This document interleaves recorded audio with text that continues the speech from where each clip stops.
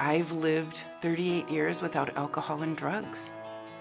I've been able to stay sober, to stay somewhat sane, and stay in recovery.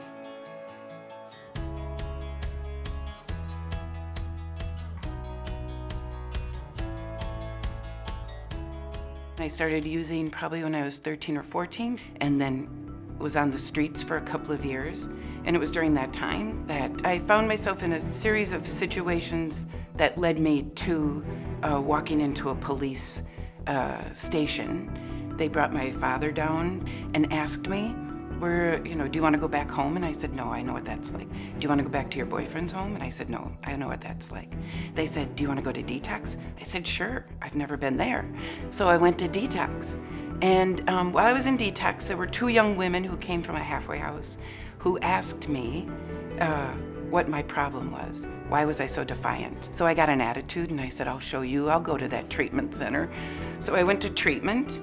And while I was in treatment, about 10 days in, there were a couple of men who and I were walking through the woods, and they pulled a bottle of peppermint schnapps out of the woods and said, have a drink. I said, no. They said, have a drink. I said, no. The third time they asked me, I said, yes.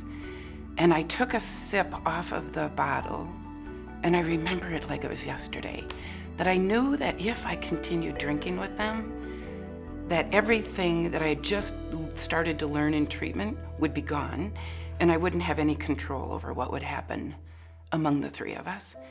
So that was my awakening, was that I cannot drink. I can't control myself when I'm drinking, and I don't want this way of life. So I went back to the treatment center. I stayed there for 9 weeks, and then went to a halfway house for 7 months. I think the best thing about recovery, or if someone's considering recovery, is to try it.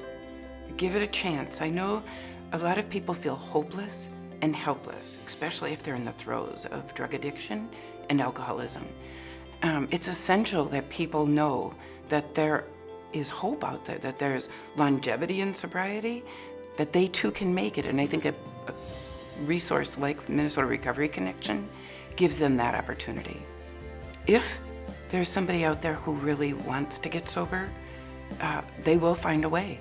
There are treatment centers available. There are other formats within which to get sober. But I really hope that no one gives up, that they just keep trying, because you never know when your time will come and who else will be out there. And that's why I keep coming back to recovery. That's why it's my life, so that I too can extend the hand and try to help someone along.